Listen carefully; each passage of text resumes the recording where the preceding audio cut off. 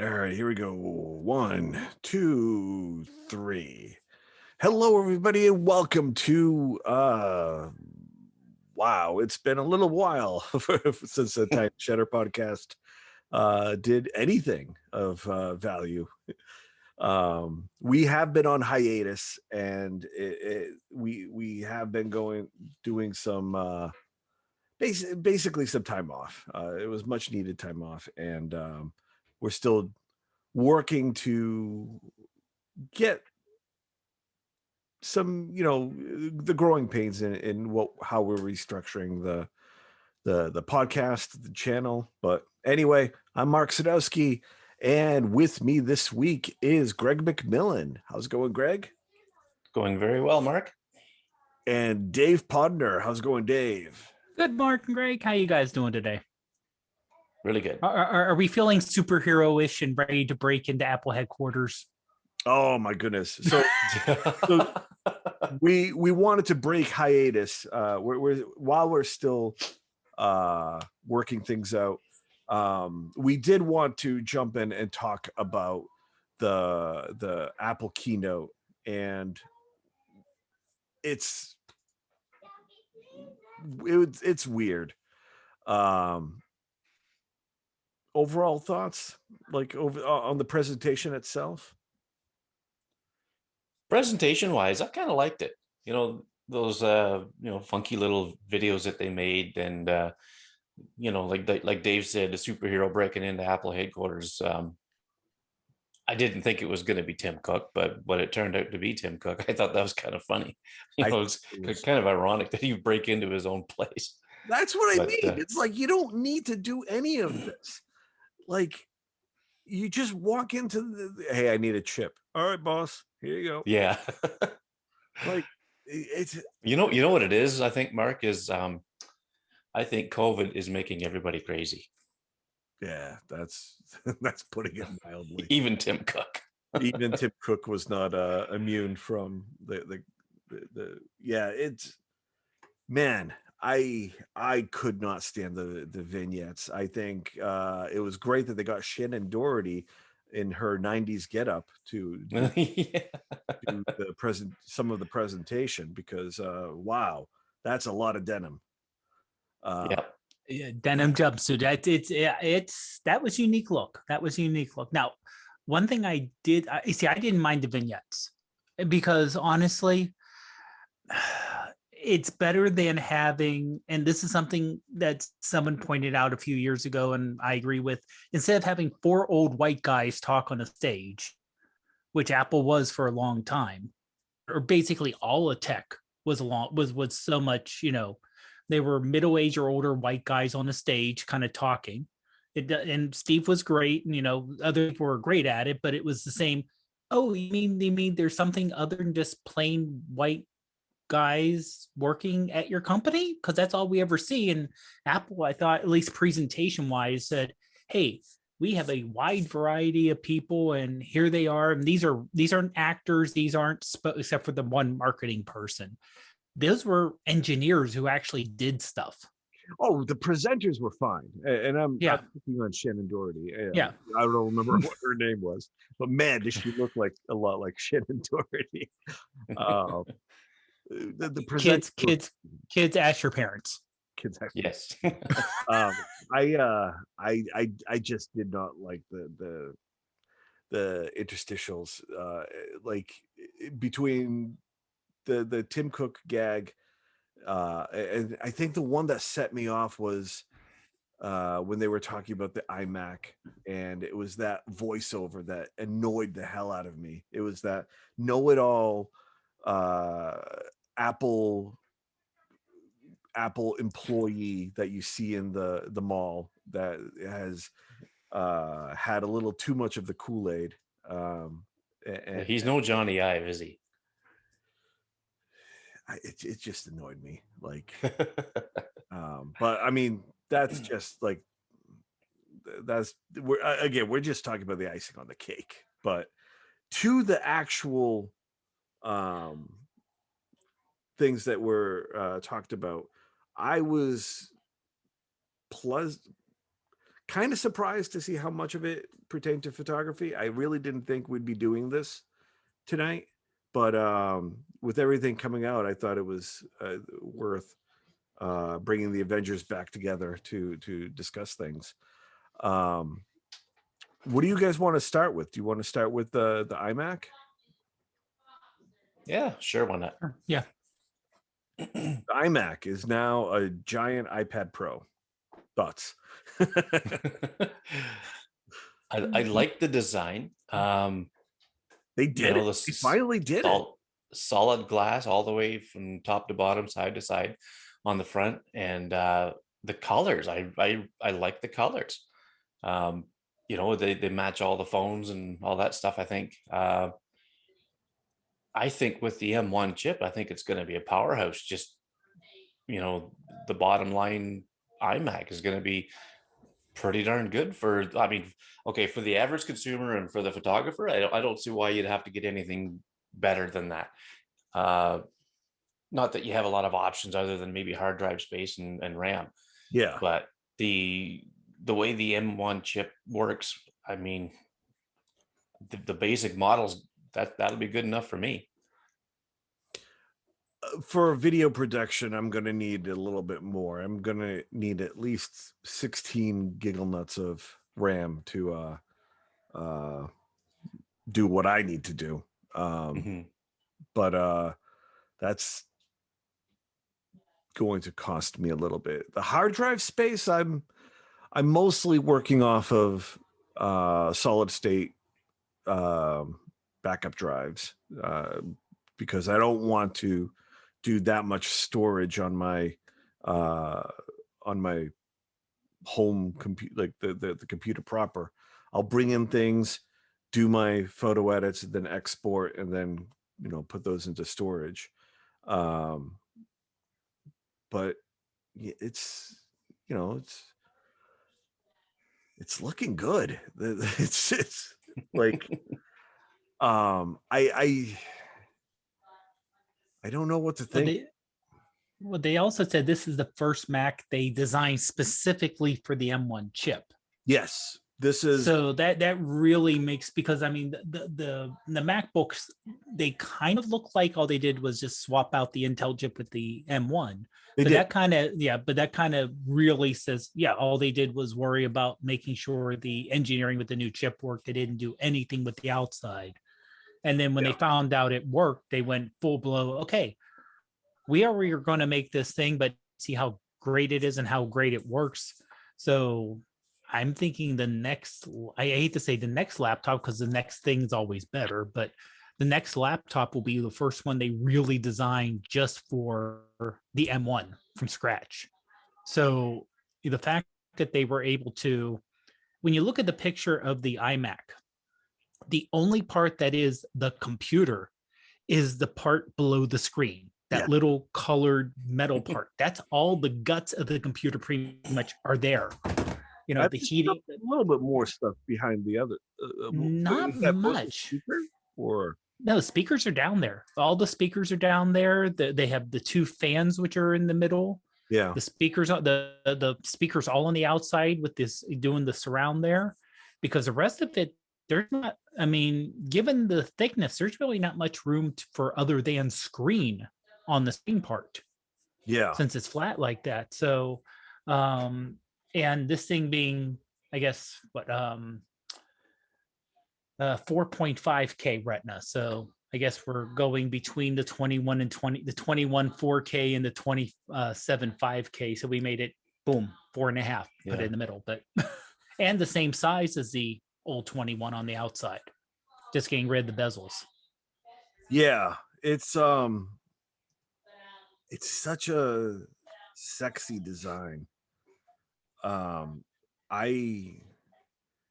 It's easy to get lost in just staring at it. But man, like, just couldn't have come at a worse time for me. I'm gonna have to wait it out for this one. I'll probably let's take a look at this real quick. I'm gonna share my I have to say one thing that kind of the little details, and I don't want to say this kind of proves Johnny Ive is gone, because like when people said, "Oh, Steve would never make this kind of design," I think people are going to start that with Johnny. But the power cord being color coordinated with the computer and bringing back the magnetic power cord connector, that's just a nice little touch. It is. And you know what? This is one of those things where it's easy to pop in. It's easy for it to like lock into place. So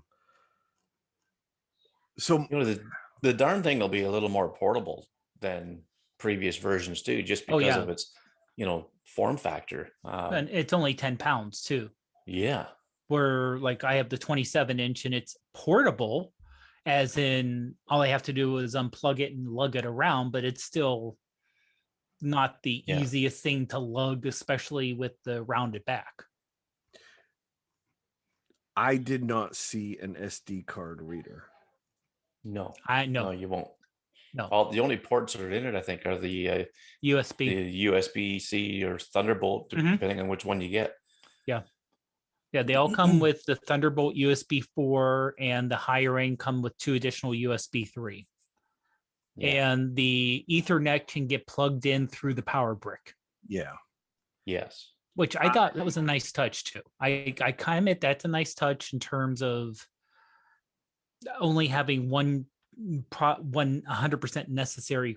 I think most people use Wi-Fi, but you only have one necessary cord going into the computer, and the rest can be away from the desk. Yeah. Yeah, but there's no SD card or anything else. I'm not sure how many people use it anymore, but looks like a headphone jack on the side though. Yes. Yeah. That's the other one.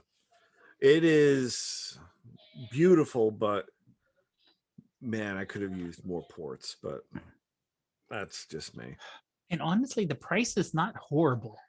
No, it's pretty reasonable. So yeah, like the base model iMac is about pretty close to what I paid for my phone. Well, yeah. That's it's so I'm probably going to get one at some point. Probably, in all likelihood, this is something that I'll pick up at the end of the year or probably next year. It is. I'm going to wait and see, because if this is what they could do with the iMacs, and currently my MacBook Pro is doing all right now. If it could do this well right now, just think about what those MacBook Pros are going to be this fall. Like, yeah, they're going when they get their full design behind it.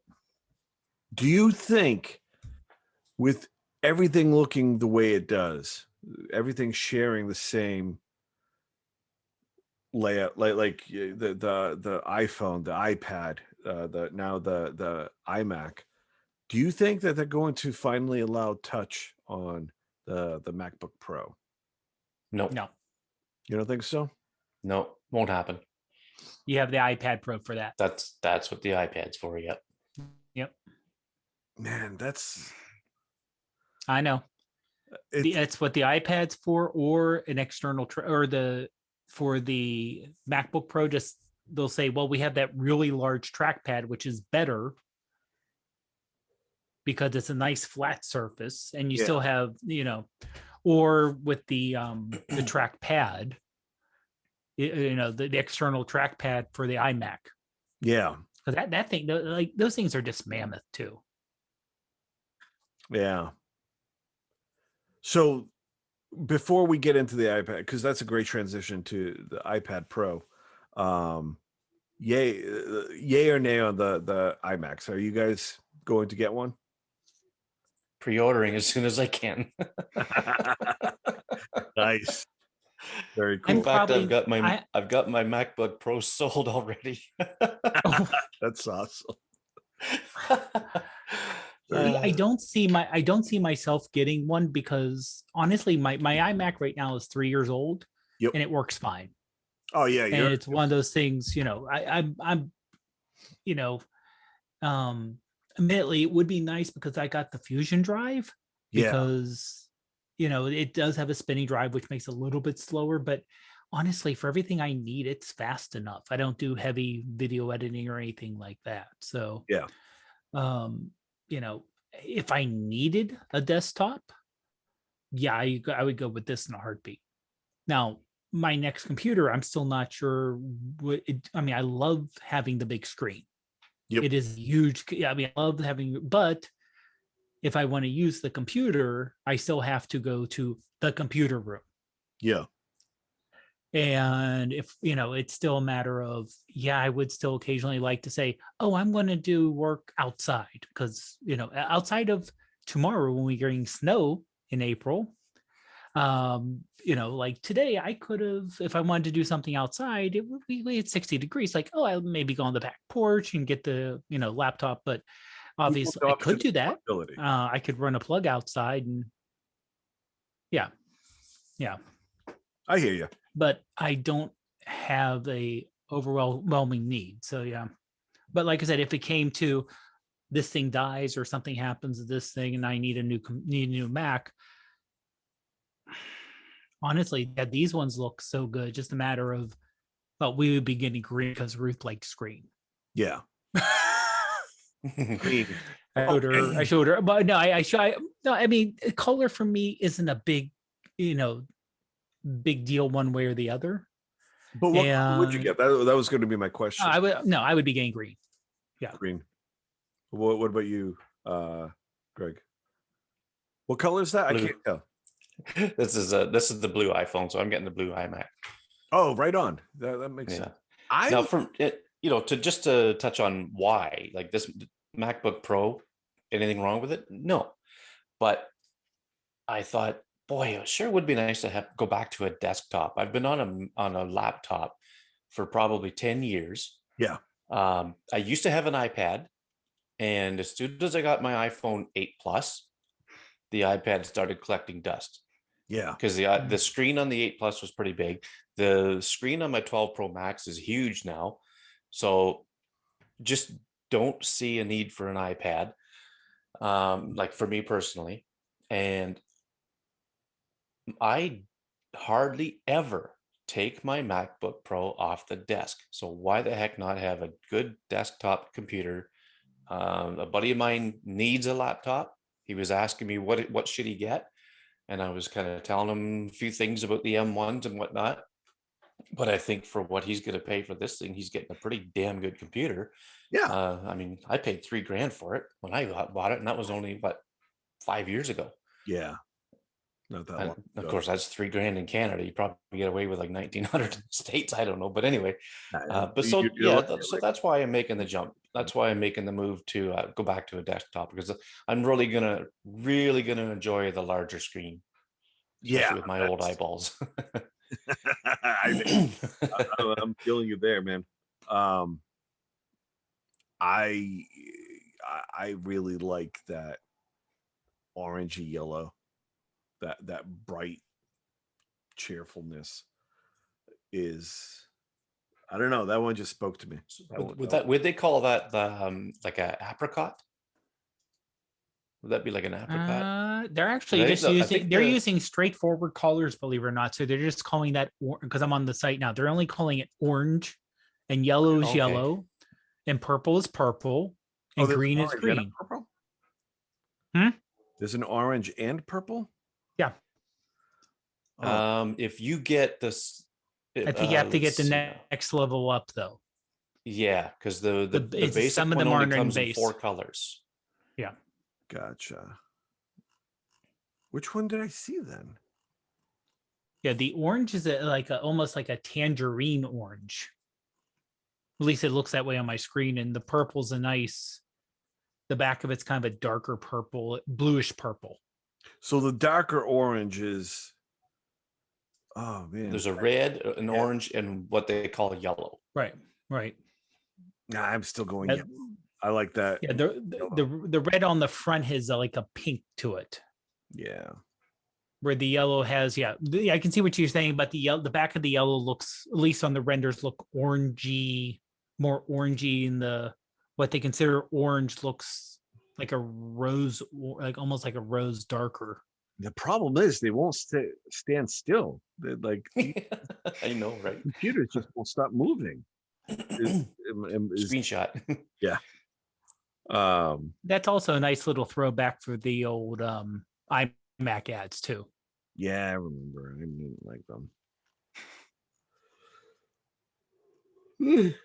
Excuse me. Oh, it's been a long day. No edits. Straight to audio. I think I'm gonna put this on the TinyShutter podcast feed too. So new iPad Pros. This is something that I just was not following the rumors on this particular one, and I didn't see this coming. I didn't see it coming either. There were no rumors. They were putting the M1 in it. No, there I'm were surprised no rumors. Nobody found it either. Like, I'm surprised nobody called it. Like, if they did, I didn't hear about it. But I watched. I follow Renee Ritchie. I follow Mac Break Weekly. All these people that 9 to 5 Mac. I get feeds from everywhere with this stuff. Not one outlet said anything about an M1 in the iPad Pro. Because technically, isn't the iPad Pro like the M1 is based off the iPad Pro stuff? Pretty much. So it started with the A series for the phones, but the iPads always had like the X. Yeah. So like the A13X, A14X, which were souped up iPhone chips. Yeah. So then they did do some changes to make it M1, but it's more of, well, we're going to move this core here, and we're going to specifically design it for a laptop, for OS 10 run on it type thing. So they're all related. I think Apple tends to make stuff that's really related versus, other places where they make them sort of related, but it's the same chip team. This is one that kind of infuriated me. And while we were watching it, I think when we were texting one another, it's the one that just drove me nuts, because back with the last iPad Pro, I loved it. I loved what I was seeing. I loved the form factor, and the wide angle, the ultra wide angle lens was a great addition. The LiDAR scanner, holy crap, that was going to be awesome. And what they were showing in today's presentation looked great. Not quite sure that's going to be how it's going to be in real life. Like they showed that room where everybody's dancing and the floor is lighting up and everything. And like, I don't know about you guys, but like, I have this iPad Pro. First of all, the regular camera on it, really good. The ultra wide angle camera, really, really bad. It is. And I remember last year when I shared those photos of the wide angle, I compared it to Joe's ultra wide on his iPhone. Just a bucket of shit. It was, I'm sorry, but like, this was not I expect more from Apple, and like the quality of the photo was just horrible. And it was very disappointing. The LiDAR stuff, like to be able to measure, worked kind of. Like, it was very quirky. Anytime I used it for measurements, I would get like these false readings. It would not read the space correctly, and it just made me go back to using regular measurements. Yeah. So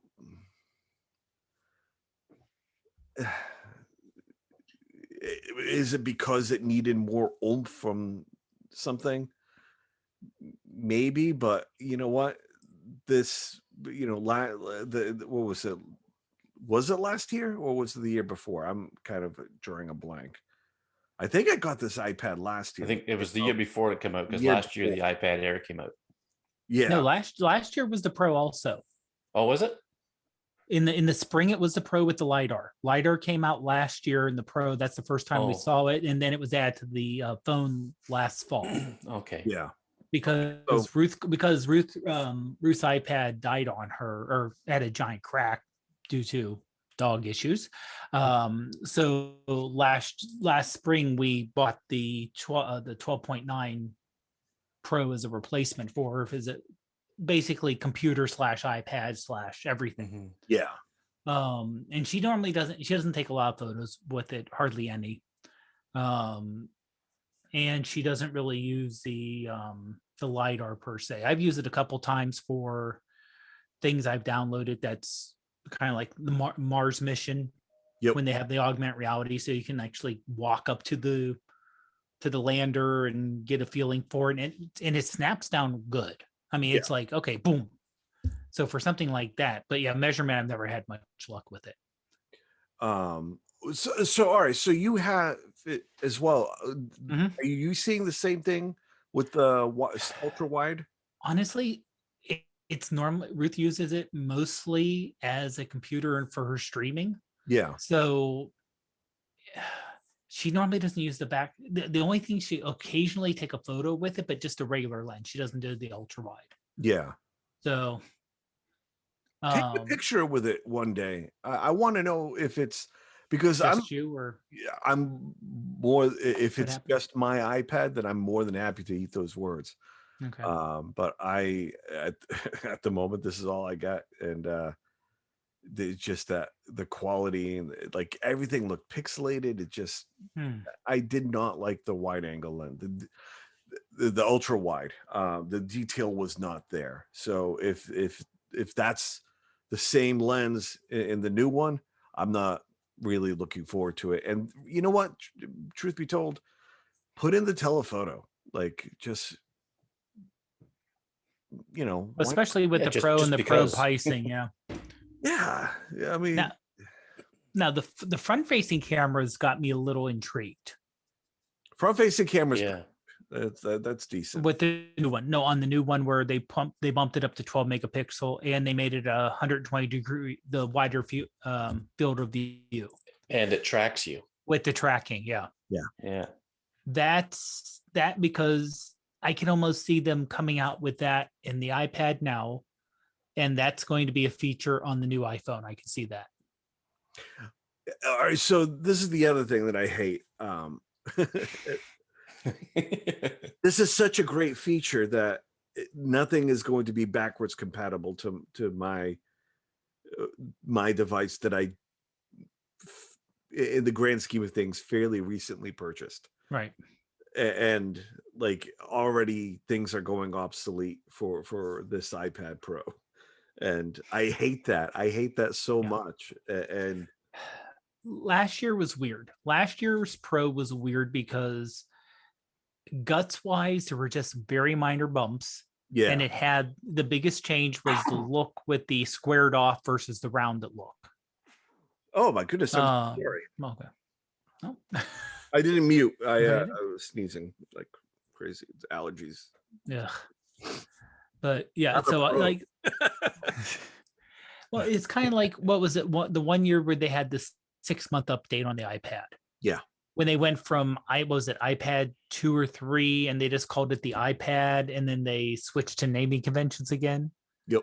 But it was only out. They brought that out like in April, and then they brought out the new version in October. Yeah. And it's like, first okay. iPad right now. Yeah. Yeah. So it's kind of like, but yeah, last year I think they wanted something new, but a lot of these things weren't, like the mini LEDs from the 12.9. That wasn't ready. Yeah. So I'm assuming the only reason they put that with the better screen in the larger one was partially maybe battery drain, because I could see that, Doesn't that have something to do with the HDR feature though, Dave? a little bit, Like yeah. Yeah. With the screen and everything. So and also the fact that the 11-inch is like basically the current display. It's basically the same, except that, and I'm bringing this up on Apple's website, they have over 10,000 mini LEDs on the 12.9. You know what? So that's at this point, it's like diminishing returns. Like, yeah, the last iPad Pro was great. oh yeah, my shitty eyes are not going to see the difference. Well, that's also why I'm thinking they only did that on the larger one, because you wouldn't notice it. It's kind of like, oh, I have a 4K display on my 6-inch cell phone. Well, that's great and wonderful, but you're not going to be able to see it because it's a 6-inch. You don't care how close you're going to get it. Something that's almost 13 inches, I could see making a difference. Not 11 though. Also, the fact I don't think the price went up on the 11 versus the larger one went up just to like $100. Yeah. So I'll say this though. I do miss the bigger screens. I went with the smaller screen because I thought I'd be doing more photography with it. Well, who predicted last year? Yeah, really. But now, if I were to get a new one, it would definitely be the larger version. I am still not a fan of the file system on the iPad. It is still not very easy to work with. For me personally, others may have better success, but it just doesn't work well enough for me to like bring in photos and then export photos. Like, part of that is Apple, but the other part of it is the software that I use. Like, for example, if I could find a way to bring in, the like, say, a full wedding that I photograph, bring that into the iPad. The problem is that Lightroom really wants you to kind of work in their environment.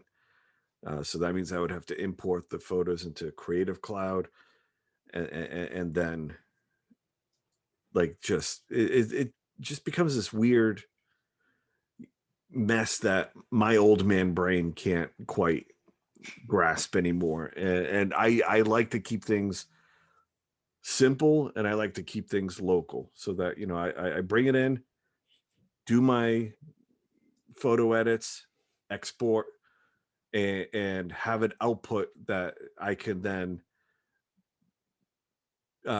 generate for my client, whether it's throwing it onto a memory stick and giving them the final product, or uploading it to like Google Drive and sharing the folder with them. It just What about those SanDisk?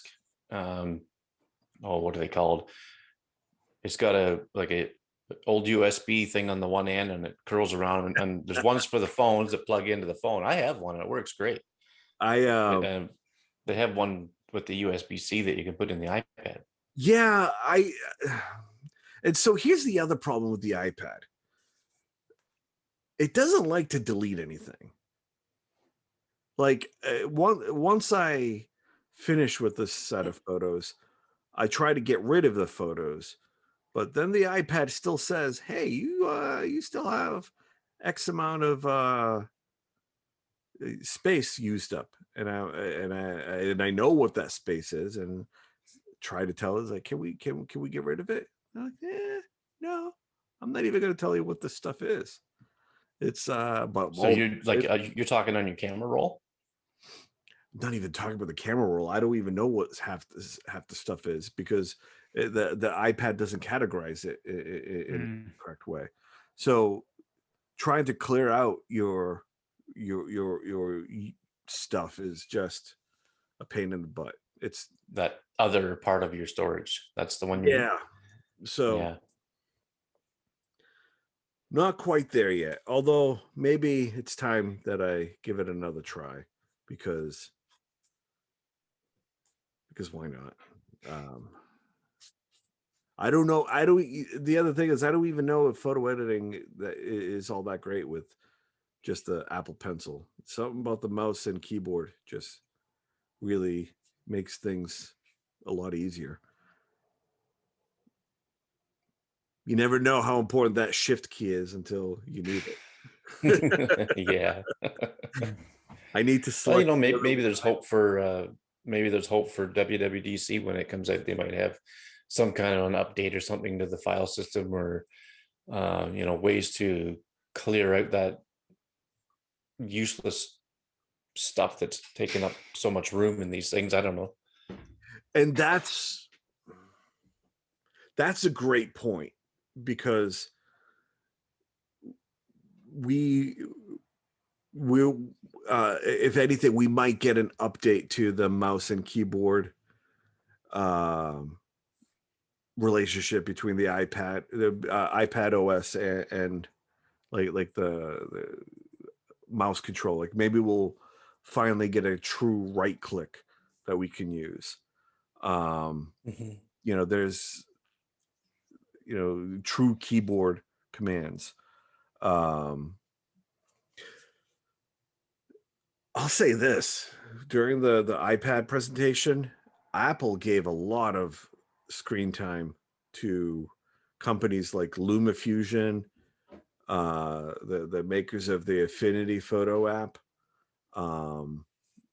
They did not give a lot of attention to Adobe. In fact, it was just like maybe a couple mentions of Adobe, but mostly it was Affinity and all that stuff. I think Adobe had a lot of presence in the app for the iMac. For the iMac?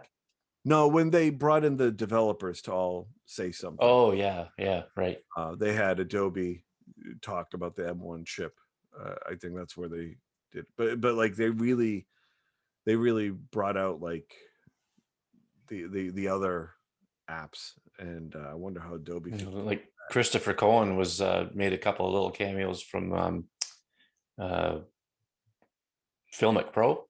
Yeah, that was cool. And he said on Facebook that he thought it was pretty cool that they showed an iPad in a stand. It looked like they were shooting a scene, and there was a woman sitting in a chair, and he said it was nice to see they had double take on the screen, which is one of their products. So this new iPad, you gonna get it? No. How about you, Dave? No, like I said, Ruth's still happy with her big iPad. And you know what, if I needed a new iPad, I don't know if I would just, it would have to be it'd still be a toss up between the Air and the 11-inch, to be honest, because they're both pretty close. And the Air is, the thing is, I was just pulling that up, looking at the difference. Yeah, the FaceTime camera makes a difference, but they're both USB-C. They both have the second gen pencil, so you're not sticking it on the end like the first gen. You messed up.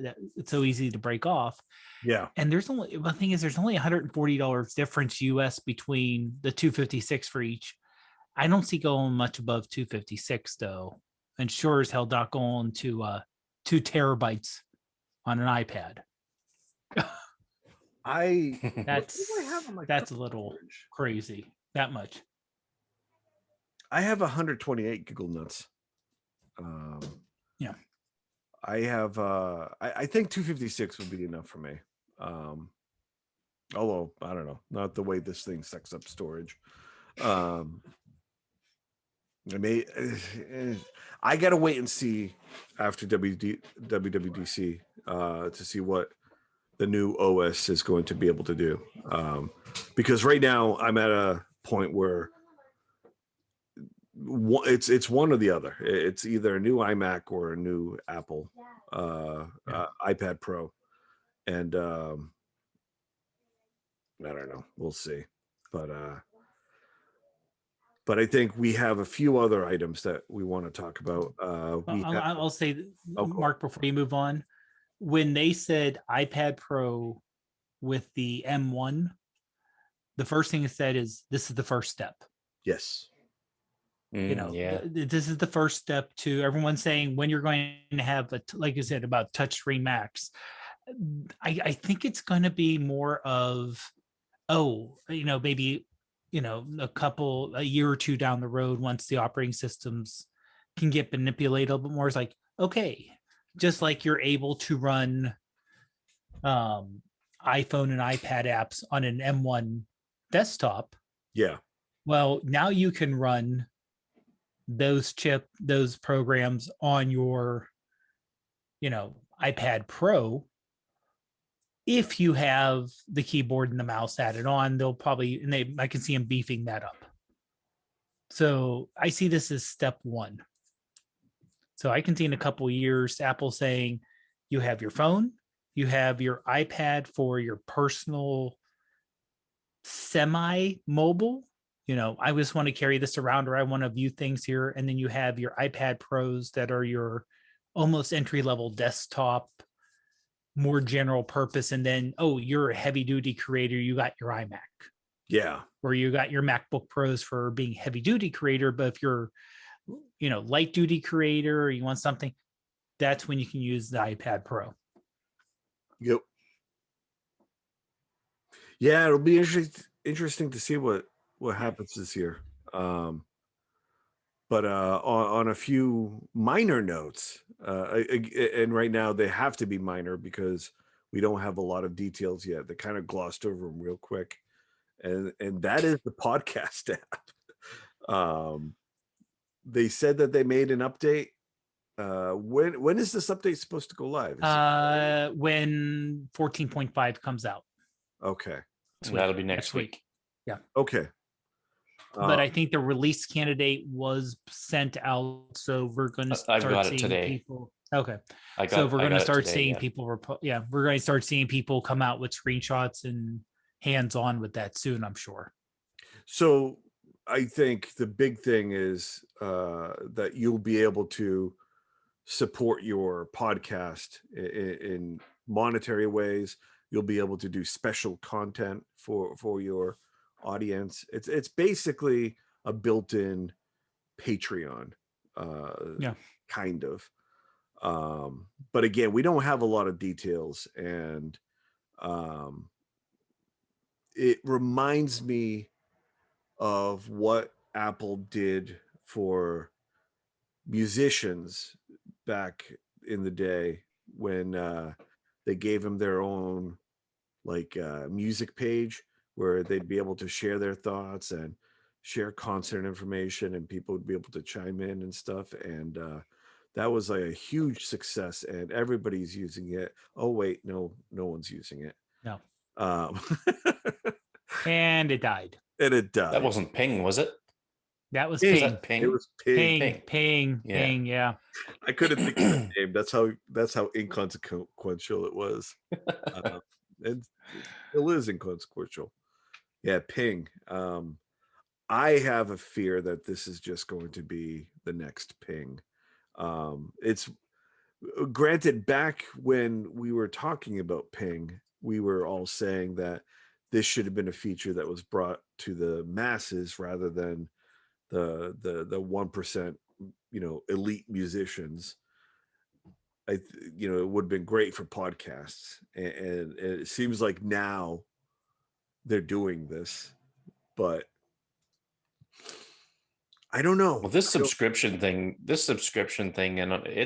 that's just going to be for the big players. And like you said, it's going to be a small percentage. Like there's no way that I could put that model on our podcast. And it just wouldn't make sense. I don't have the audience for it. We also don't, I mean, in I terms of the bonus content that you would like. I know there's podcasts out there that currently with Patreon says, oh, if you're a Patreon supporter, you get, yeah. the pre stuff, the post stuff, the extra little thing here, an ad free feature. Nobody wants to hear, oh, why isn't this stupid microphone working? Yeah. I mean, our bonus content is Matt saying bye-bye. I don't even know what to do for like bonus content. Like it would literally be us just talking BS, which is like the before and after show stuff. Yeah. I don't know. Like I know the moment that was announced, I immediately told you, Greg, to go check your podcast feed, and then we logged into our Podcast Connect thing, and things are being processed right now. So yes, at the very least, what I want is to have a really pretty iPad, not iPad, a TinyShutter splash page. That is all I want to do. Currently, again, TinyShutter is still going through its growing stage, like the cocoon stage. So stay tuned to what we decide to finally spit out. But if I'm just spitballing here, but if this thing was to happen, I think TinyShutter, realistically, and with the amount of time that we all have to do shows and keep things exciting and fresh, is like every other week podcast. That would be like the main show, which would talk about photography, iPhone photography, regular photography, whatever photography we have. I think keeping it, all together would be the way to go now. But we still are very avid iPhone photographers, so that's not going to diminish any. So those of you who are only listening for iPhone photography, you don't have to worry about that. You just may have to hear me talk about film stimulations for a little bit longer. And then I think bonus content would be just before and after show stuff, or me and Matt talking about road trips and what we did in certain photo shoots and certain places we visited, and just talk adventure talk. Yeah, I just sent you screenshots of what the podcast app looks like, like when you go to an episode page or whatever. Gotcha. So it's right now it's pretty, you know what? I need a logo change. I think that's the first thing we need to do for TinyShutter. Give that purple guy a facelift. We need to snap Thanos out of there. Well, now wait a minute, because purple is the color of the season. That's right. With the new iPhone 12 color. Oh God, yeah, I'm not. That might be for my wife. If she wants it, then great. She could have one of the old stickers that I still have.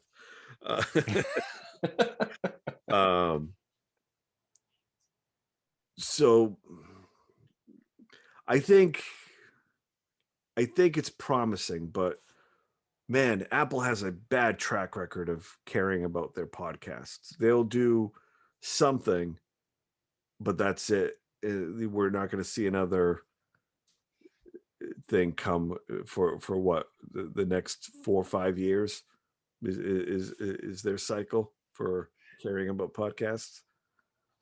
Yeah, probably. It comes and goes, unfortunately. Yeah. Like there was no other mention of it. Like, is there any other video that they provided that goes into detail about it?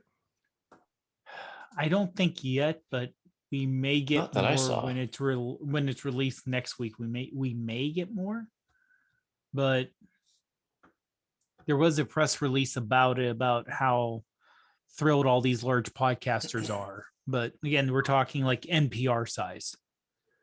Yeah, all the murder mystery BS people, you know, Yeah. whatever. Again, that's this is where I get really I just, I don't know. Like I love the Apple products, but sometimes like they just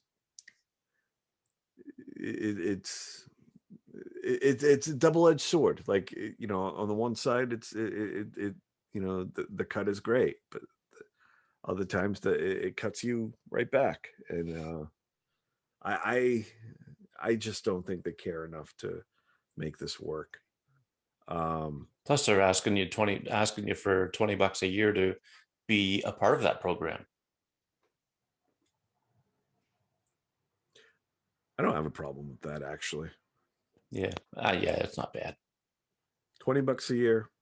If they do something with it, that's, I think it's I could see them doing something, just because you're seeing Spotify and other places that are getting exclusive podcast and making money off of it. yeah. Now, whether it trickles down to our size or if it stays on the we have 5 million listener size. But as far as I know, it's the same thing with Spotify. I don't know how much pension they pay to the little guys versus, you know, throwing money for exclusive content for millions of people with millions of followers. Does Apple have an exclusive contract with anybody? No, Spotify does though. I know Spotify does, but I not could have sworn Apple. Apple signed somebody. Or something like with A podcaster. Apple, the podcast, yeah. Apple did something recently. All right, this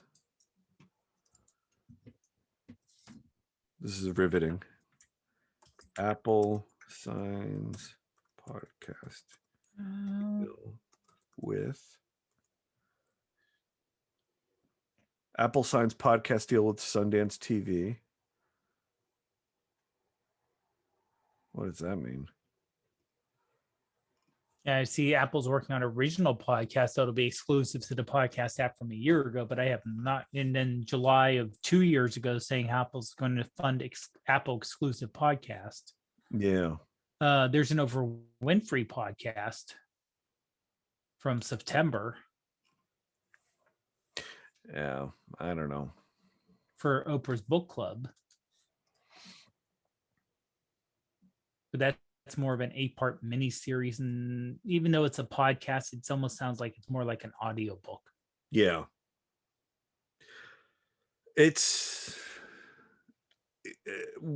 We'll just have to wait and see. I'll be curious. And we'll jump on to talk about what changes are coming to the app. And if you, the listener, are listening to this through the podcast app, which the majority of you are, looking at the demographics, you know, let us know if something's rendering poorly, or you know, keep us posted, because I need to. I actually have no idea how to fix it now. Everything is changing so much. But yeah, definitely let us know. TinyShutter@gmail.com. All right, so then we had the Apple TV 4K, and then the Find My stuff, the little chips. But I think we could skip those. Overall, are you guys going to get any of those? I could see getting AirTags. I can see that being useful. Yeah. And there's a couple of things that are in the AirTags which are a little, at least for me, unusual for Apple, or at least one thing in particular. What's that? It's a removable battery and replaceable battery in the AirTags.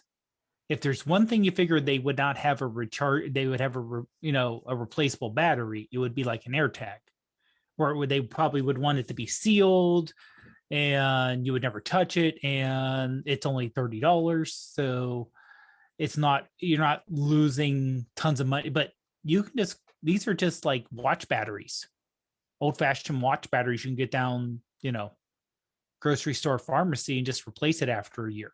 Yeah, it makes sense though. Like it does, but think about how Apple's been going for everything sealed.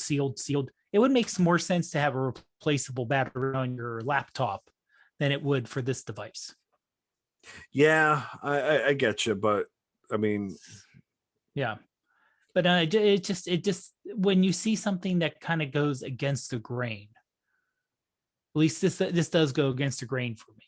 Yeah, and the fact that, and I think Apple did this partially to protect itself from antitrust, but opening it up to anyone.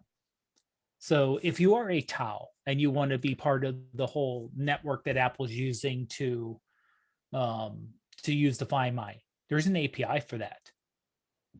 This isn't only our AirTags can do it, but AirTags can probably do it better, but anyone can get into that Find My network.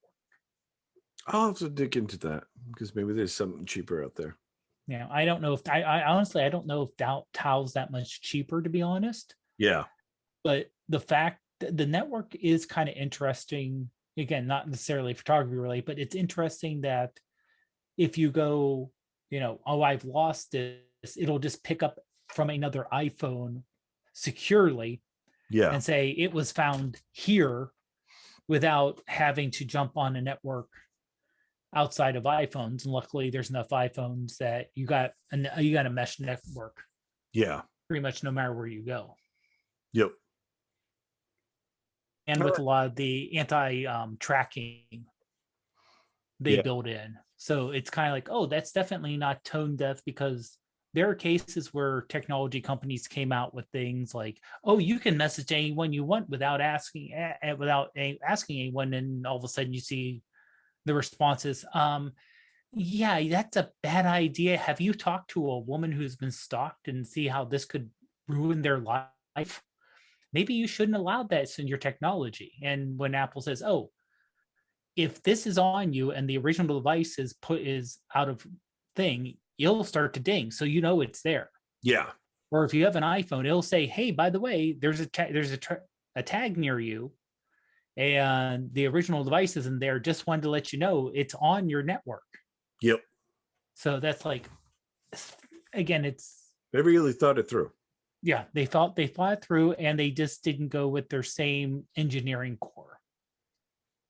So it's kind of you can actually tell they asked people outside of the normal people in charge to get additional ideas. So again, that could also mean future products are asking out of the normal, we have our 3 people on high who tell us how things should be, and everyone goes down to where, hey, I'm a person, or even a mid or high level engineer who wouldn't normally be in the discussion, but here's my idea, and it's actually used.